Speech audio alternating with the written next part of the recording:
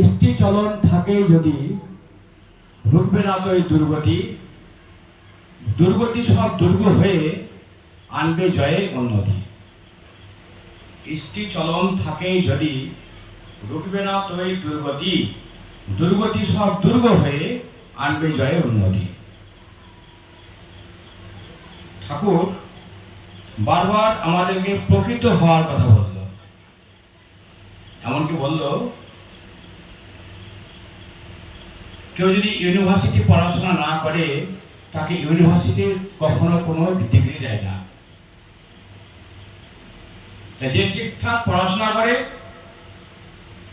University তাকে degree দেয়। তেমনি কেউ যদি ইষ্টি চলনে চলতে অভ্যস্ত হয়, ইষ্টি চলনে চলা মানে আমরা ভালো বুঝি না, এটাই মুশকিল। আমরা কেউ মনে করি একটু ঠাকুরের সামনে একটু ফল মিষ্টি দেবো, জল দেবো, তাহলে ইষ্টি চলন হলো, এমনটা না। কিন্তু সবটার মধ্যে একটাই লক্ষ্য থাকবে যে আমার যে ঠাকুর তার মুখে হাসি ফোটাবো কি করে। আমার ঠাকুরের মুখটা গুণ্ঠা হয়ে যাবে এমনটা যেন না হয়। আমার ঠাকুরকে নিয়ে আমি মজা করব এবং সংসারের প্রত্যেকটা কাজে আমার ঠাকুরকে মেখে রাখবো, তাহলে সমস্ত কাজগুলো সিদ্ধ হতে থাকে। সিদ্ধি আর অসিদ্ধি বলে দুটো কথা আছে। আমরা প্রত্যেকটা মানুষ চাই যে আমাদের কাজগুলো সিদ্ধ হোক, আর যার জন্যে মানুষ সিদ্ধিদাতা গণেশের পুজো করে। গণ মানে হচ্ছে জনগণ, ইস মানে হচ্ছে অধিপতি। জনগণের যিনি অধিপতি তিনি হচ্ছে গণেশ। অর্থাৎ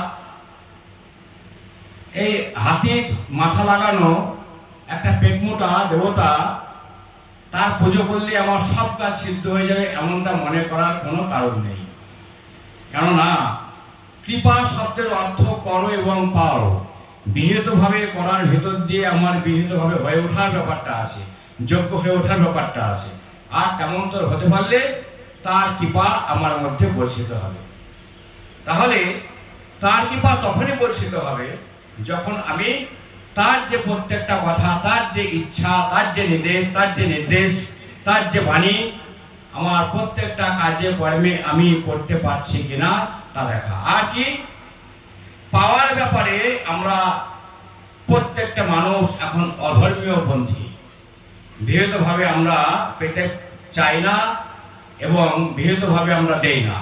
এই দুটোতে আমরা সবাই ভুগছি। গোটা ভারতবর্ষের, গোটা পৃথিবী বলবো না, কেননা জার্মান আমাদের চেয়ে অনেক বেশি উন্নত, আমেরিকা আমাদের চেয়ে অনেক বেশি উন্নত, ইংল্যান্ড আমাদের চেয়ে অনেক বেশি উন্নত, কিন্তু বিশেষ করে ভারতবর্ষের কয়েকটা রাজ্য, তার মধ্যে পশ্চিমবঙ্গ শীর্ষস্থানে, যে কেমন করে পেতে হয় আমরা কোনোদিন শিখলাম না, কাকে দিতে হয় আমরা শিখলাম না, এবং কোনো না কোনোভাবে আমরা পরের সম্পত্তি পেতে চাই, পরের সম্পত্তি ছিনিয়ে নিতে চাই, পরের ঐশ্বর্য ছিনিয়ে নিতে চাই এবং পরকে ফাঁকি দিয়ে নিঃশব্দে পরেরটা চুরি করে আমরা বড় হতে চাই। এই এমন পাওয়াই আমাদেরকে ছাড়খাড় করে দেয়। ঠাকুর কি বললো, কাজ না করে যে জন পায় সেই পাওয়াতে তারে খায়। আমি পাচ্ছি হয়তো সারা বছর অধর্মীয় পন্থায় 5,000 টাকা বা 10,000 টাকা, আমার পরিবারে কোনো না কোনো একটা অ্যাক্সিডেন্ট, দুর্ঘটনা বা রোগ শোক এগুলো ঢুকে আমার পরিবার থেকে শত গুণে তা নিয়ে যায়। 10,000 টাকা হয়তো লাভ করেছি আমি, কিন্তু 1,00,000 টাকা খরচের জায়গা তৈরি করলাম। কেননা আমার পাওয়ার জায়গায় আমি যা যোগ্য না তা জোর করে নিলাম। শ্রীরামকৃষ্ণ একটা ছোট্ট কথা বলেছিল। গিরিশ একবার নাট্য মঞ্চে রাজা সেজেছিল, অভিনয়ে আর কি। গিরিশ রাজা সাজল, তো অভিনয় কমপ্লিট করার পরে বললো, ঠাকুর বলো কেমন অভিনয় হলো? বললো, বাহ বাহ বাহ বাহ, রাজা তুই হলি বটে, কিন্তু রাজা সেজে হলি, তোর যে রাজা হওয়ার যোগ ছিল সেটা কিন্তু কেটে গেল বাবু। বুঝতে পারলেন? অনেক সময় আমরা জোর করে সাজতে গিয়ে আমাদের আসল পাওয়াটাকে আমরা হারিয়ে ফেলি। একটা মানুষের তার জীবনে সত্যি সত্যি অনেক বৃহত্তর ঐশ্বর্য পাওয়ার অধিকারী বা পাবে, তার যোগ আছে, কিন্তু হঠাৎ বাসন্তী পুজোতে এমন অভিনয় করলো যে সে রাজা হয়েছিল, গড়গড়ে মুখে নিয়ে ভালো হবো একদম কথাবার্তা বলছে, অর্ডার দিচ্ছে। এইরকম রাজা সাজতে হয় না, লটারি কাটতে হয় না, লটারির টাকা মিললেই যে নিতে হবে তার কোনো দরকার নেই। আমি এরকম পুজোর আগে একবার 25,000 টাকা লটারি পেয়েছিলাম পুজোর বাজার করে। আমাকে টালিগঞ্জে সেইটা আনার জন্য বলেছিল, আমি যাইনি, প্রত্যাখ্যান করেছি। কেন?